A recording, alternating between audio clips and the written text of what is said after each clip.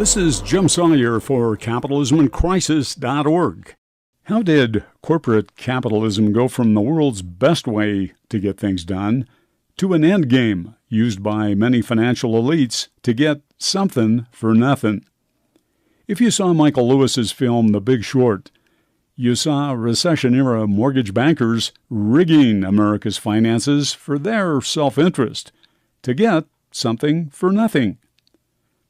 Of course, gaming the system redistributes resources from most everyone else's pockets to theirs.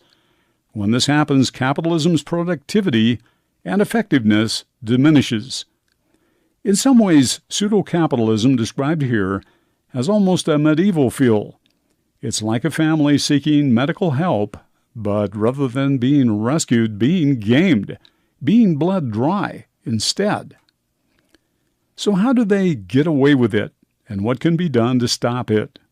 How do so many financial elites get something for nothing? To get at the root, our collective thinking must shift about how the economic world is thought to work. Too often, belief-based economic doctrines obscure one's ability and willingness to circumscribe that which is believed with what is known objectively. Crucial questions must be answered now in order to relegate pseudo-capitalist behaviors springing from outmoded doctrinal beliefs about how ideologues think the economic world should work to a dustbin where Adam Smith might have stuffed them 2+ centuries ago. Smith actually was a moral philosopher, an ethicist. For him, a crucial qualifier of who may be a legitimate capitalist is whether the pursuit of self-interest by individuals enhances or diminishes the common good.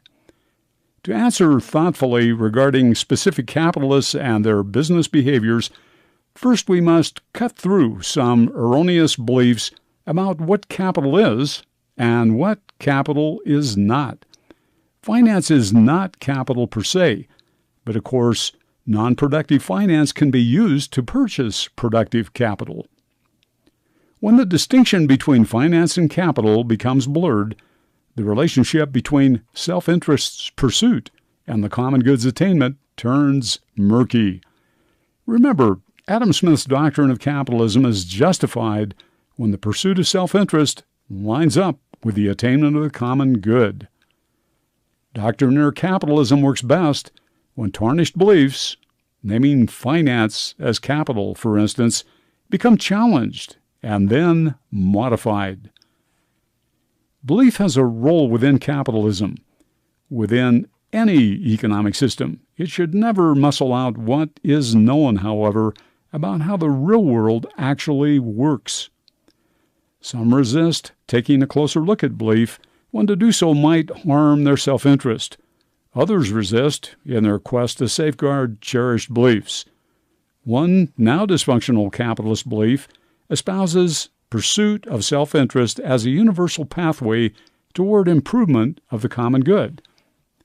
Likely, however, and anchored in dysfunctional takes on the role of self-interest, contemporary Americans are gamed by financial elites who take the money and run.